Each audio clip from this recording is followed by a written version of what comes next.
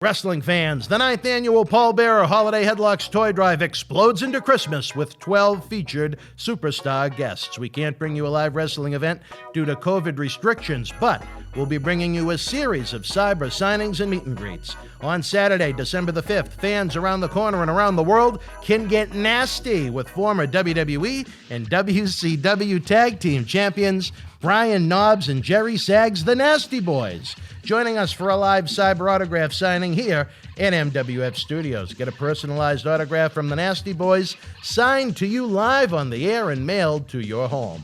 Join us now through mid-December as superstars help us continue our annual mission to update Santa Claus's GPS to find every kid's house this Christmas, put smiles on faces while honoring Paul Bearer's memory.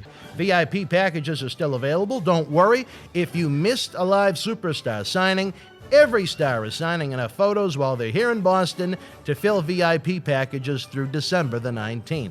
Whether for your wrestling collection or to give as a holiday gift, if you're going to take part in any toy drive this year, please help our 9th annual Paul Bearer Holiday Headlocks Toy Drive. Visit BostonWrestling.com and our social media platforms for complete event and toy drive information. A man that you've had eons of experience with, your former tag team partner, the Hall of Famer that went in 2008, Rocky Johnson. Is he going to? What's that now? What, he going to be inducted again? No, he was inducted several years back, but right. you had quite a run with Rocky Johnson and several run-ins with Rocky Johnson over the years. Yeah, well, see, me and Rocky, we came up during a period of time where there was only room for one black on top. Mm-hmm. And Vince Sr., not Junior, but Vince Sr. Was the first promoter to keep two blacks on top. Normally, the situation was like, I was the top guy, SD was the underneath guy. Mm-hmm. And then you go to another way, Rufus R. Jones was the top guy in Charlotte, I was the underneath guy. You go to Texas, Taylor Conway Jr. was the top guy, Ernie Ladd was the underneath guy. There was always had one guy, one black on top. The other black was the undercard guy. Vince Sr. got the idea of keeping both guys on top. And the way he did it, he decided to make us as a tag team. And that was the first one to do that. Normally, one of us would have to leave and go work another territory. But Senior said, no, I'm going to keep both of them. See, because I walked out on the WWF. I walked out. And they brought Rocky in to take my place. Well, when I came back, they were going to get rid of Rocky, but then they changed the man. They thought it'd be great to team us up and keep both of us together. And that's how me and Rocky became tag team champion. He did an interview recently. He said he tried to help you an awful lot when you broke into the business. Is that true? No. I didn't think so. No. I want to read a little bit of this interview because a couple of things kind of rubbed me the wrong way. He said, he repeated a line that he claims Vince McMahon Jr. had stated, that you have $1 million body and a 5-cent brain. Was that ever said to you? Not to me. It probably was said to Rocky about me. Yeah. I wouldn't doubt that Vince said that. How did you get along with Rocky? I mean, I read your book. I know there were issues. Stranding you, claiming he was going to give you rides, trying to make you look bad. That was the main thing right there. Yeah. Rocky, the first time that I came back, Vince Sr. decided to keep me and Rocky. And Vince Sr. asked me, said, you want to go back to L.A., Los Angeles, and get your car? Rocky stepped in. Nobody asked him nothing. Stepped in and said, oh, I got 2 cars. He could use one of my cars. Plus, we're going to be partners anyway. He could ride with me. So he dropped me off at a hotel in New Haven. Not New Haven, but Handon, Connecticut, right by New Haven. Dropped me off at the hotel, told me he was going to pick me up the next morning. Never came back to pick me up. Why? Wanted me to get fired. See, Rocky came along. I don't hold nothing. I did hold it against him at first, but I don't hold nothing against Rocky. Like me and him, we talked. And Rocky figured that the only way he's going to keep his job is to get rid of me. I didn't understand that, but that was his belief. And I don't think he was ever as over as you were in WWE. No, not at all. No, but he knew as long as I was there, then he was going to be the. If you notice, when we won the title, I pinned Alpha. When we lost the title, He took the pin. he took the fall. He did the job. He did the job. They've protected you even in the loss. Even in the loss, yeah. He said when you guys were the champions, you didn't want to make the small towns. No, Is not that true. Not true. One thing I noticed when I did When me and him were champion, I was already on the shit list. I wanted to make every town. My car was in Los Angeles. I would depend on Rocky for a ride. So Rocky would leave me. How many times did that happen? Oh, he did it about 3 or 4 times. And then Vince family took and bought me a car. Really? They bought me a Cadillac. Senior or junior? Senior. He bought you a nice car? Yeah, because Rocky would pay. And then Chief Jay Strongbow kept telling him, team him up with SD or put SD on the car. Then you had someone Then I had a way. reliable. Yeah. The Chief Jay Strongbow kept telling Vince, put him with SD. SD would make sure he get the SD would take care of him. So what ended up happening, they started booking SD on the same car with me. That's how I was able to make it. So my car was in L.A., and I worked every night. I couldn't get my car. One thing I noticed. But then later on, me and Rocky became friends.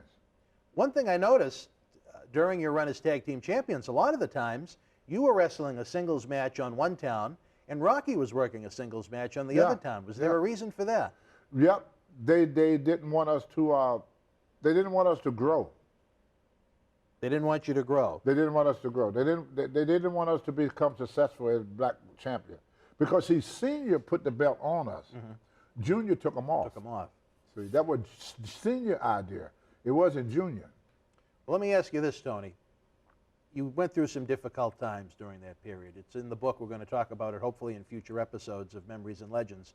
Do you think you were hard to do business with at that time? No. That's what Rocky alluded to in the interview. No. This is the sticking point to me, because I know we've talked about this on the phone before in private conversations. He said you were part of that large class action lawsuit against WWE. And No. Now, why would he say that you were? I don't know. I'm not. Look it up yourself. Like I said, you and I have discussed that lawsuit on the phone. I mean, before. it's on the computer. You can look it up. My name is not on there. You've been recruited. People have tried to attempt you to be part of it. Is but that I'm correct? Not, yeah, I didn't say nothing with nobody. Is there a reason why you don't want to be a part of it? I don't have concussion. You never suffered a concussion? No. Really? No. Well, it's good for your health. No, nothing wrong with me. I mean, you know, yeah, I was approached several times about that. I never signed it. And last that he said that, I said, this doesn't sound like Tony Atlas at all. He said you did this must be maybe within the past year, you did some kind of shows with him, and you took money from him and ran off and supposedly owe him this money. I said, that doesn't sound like the Tony Atlas that I know. We only did maybe 2 appearances together. And was there some kind of a financial issue where you stiffed him on something? No. Well, that was what was on YouTube.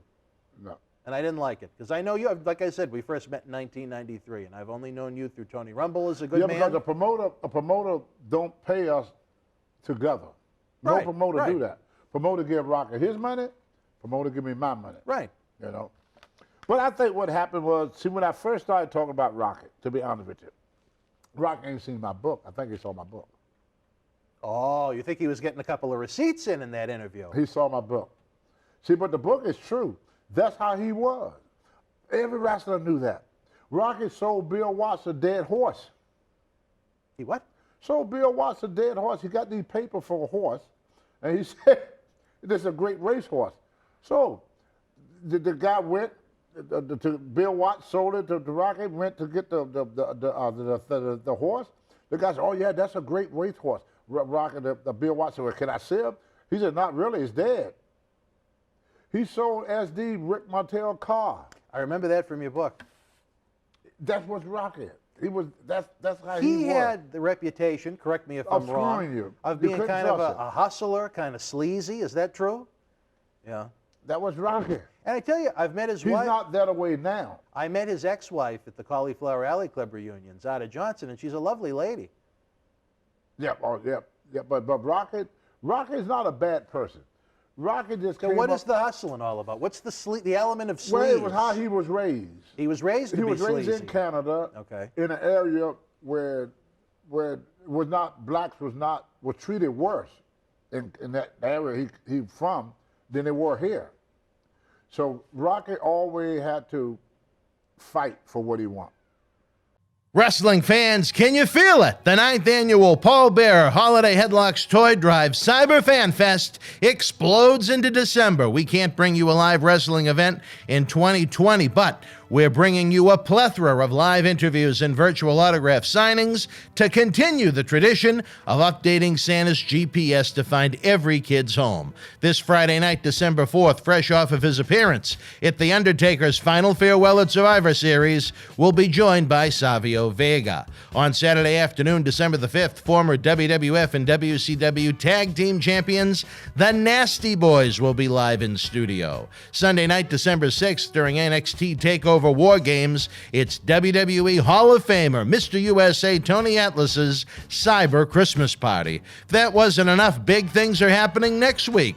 Friday, December the 11th, we'll be joined by the Massive Warlord. On Saturday, December the 12th, Native American Tatanka joins us in studio for the very first time. Then on Sunday, December 13th, it's a doubleheader of Future Stars, Superstars, is the new Impact Wrestling World Champion Rich Swann returns to the studio for the first time in 8 years, along with up-and-comer Wheeler Yuta, who recently competed in the Ring of Honor Pure title tournament, along with competing here in Boston Wrestling MWF. John Cena Sr. will also have a live episode and is working the phone lines with the North Pole to try and make this year's toy drive even bigger. Individual autographs and an all-inclusive VIP package is available online now. If you order your signed photos before or during the live appearances, the superstars will sign them on the air, mailed directly to your home. If you want a VIP package but miss some of the superstars live, don't worry. They signed enough photos and posters for us to ship to you by December the 19th.